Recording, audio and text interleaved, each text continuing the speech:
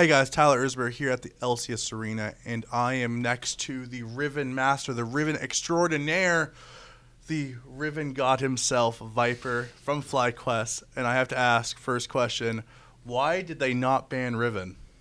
Why? That's a really good question, actually. Like, I'm really surprised they didn't ban it. Like, that was like, I think they're just banking on, like my solo queue accounts. I don't have any Riven games played this season. I didn't even I've played on like 6 different accounts, right? Unless they didn't look at some accounts, maybe they didn't. Usually people know my accounts, like my solo queue accounts, but I didn't play much Riven. I played like 1-2 games. I'm pretty sure just they didn't expect me to bust it out the first game. Like, I don't usually play Riven the first games. That's the only reasoning I'd say that they didn't ban it, but they should have known that Riven just looked too good for me to pick there.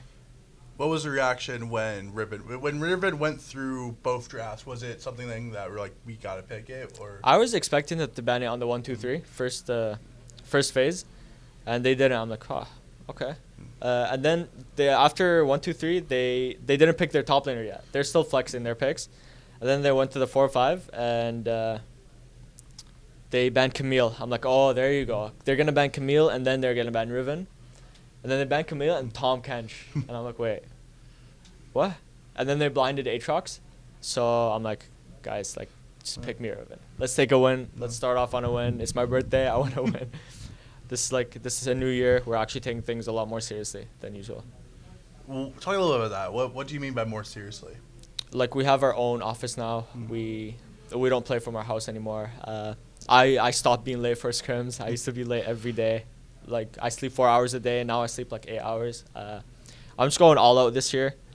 We're taking scrims a lot more seriously. Scrims have been going pretty well for us. We're actually like learning. I've already learned more than I've learned like last year, throughout the entire year. With our new teammates as well, they've been really supportive, they've been good for our team, a good fit, the exact fit for us three, for me, Centauran, and Turtle. They've been the perfect fit. Yeah, with Ignar, I think he brings, obviously he's aggressive. We saw with Blitzcrank, he's very big on the engage heroes. Do you think his introduction to the team, obviously while Turtle is known to be a, aggressive player, do you think you're finally getting an identity by being a very, aggressive team that will just roll through teams if you don't ban Riven? Like, do you feel like you're a more aggressive team this split? Yeah, I think so. I think we have really good chances of 3 really strong laners. Like, we have me, Power of Evil, and then Turtle, Ignar. We're all pretty strong laners, I'd say, like right now. So, yeah, I think we have a lot of power through our lanes.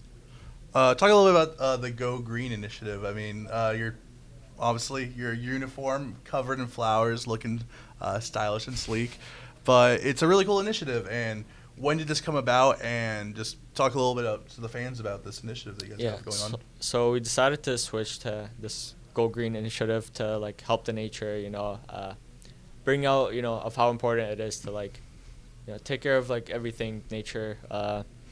It's it just represents that pretty much, and we want to switch our jerseys. We've had the green, or FlyQuest has had the green jerseys for a long time, and now thinking about it, no other team has flowers on their jerseys. So it's new. It's new, exactly. So new ideas like that just came through the season. Everyone thought about it.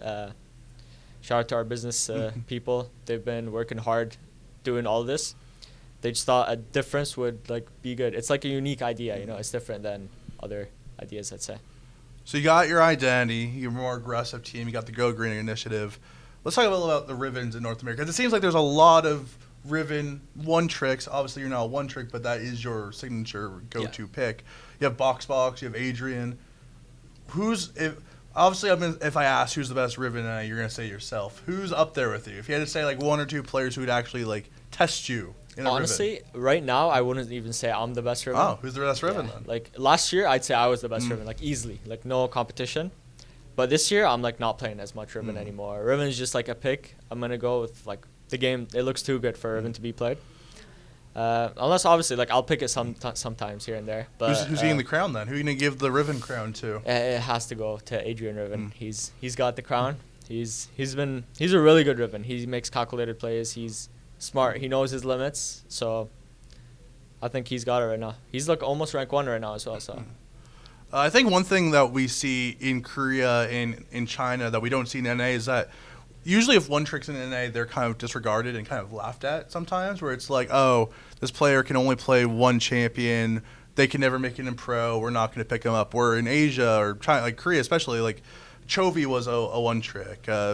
Yukol was a one trick. These guys were one tricks, and then they go into a infrastructure where they're built out as more all-around players.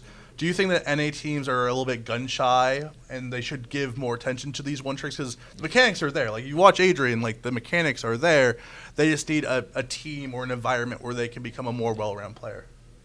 Yeah, I think in Korea and China, there's different one tricks, I say, and they're a lot more consistent than North American one tricks. Obviously, because like they play on 10 ping, they play on like 30 ping, so their mechanics are obviously a lot better.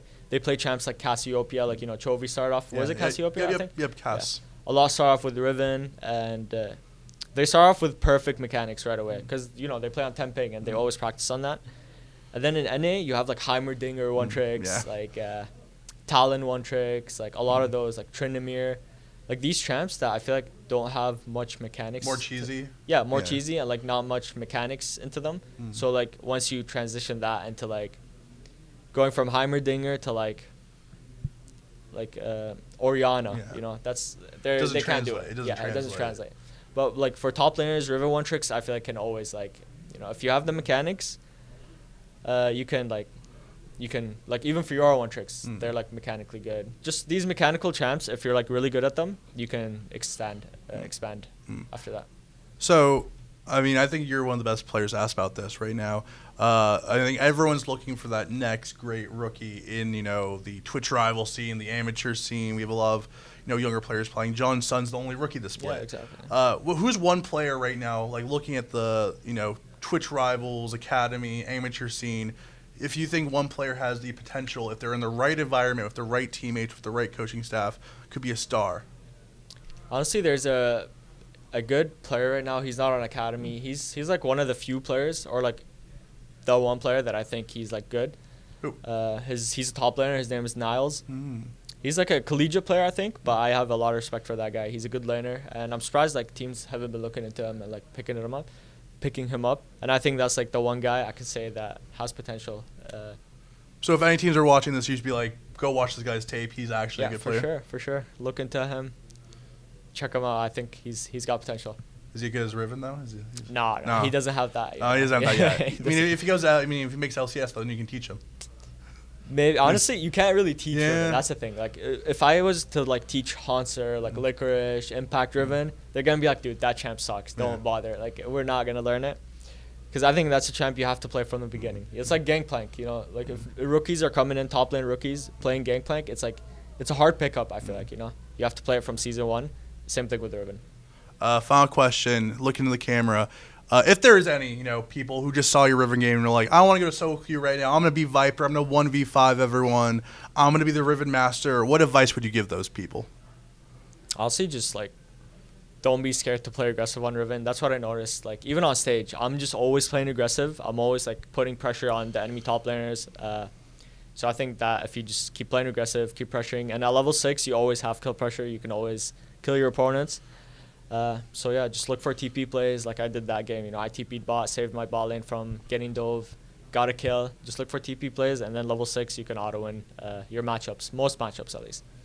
Thank you. Thank you, Viper, and please, NA teams, ban Riven because he will beat you if you don't. And if you want more news and highlights from ESPN, check us out at ESPN Esports.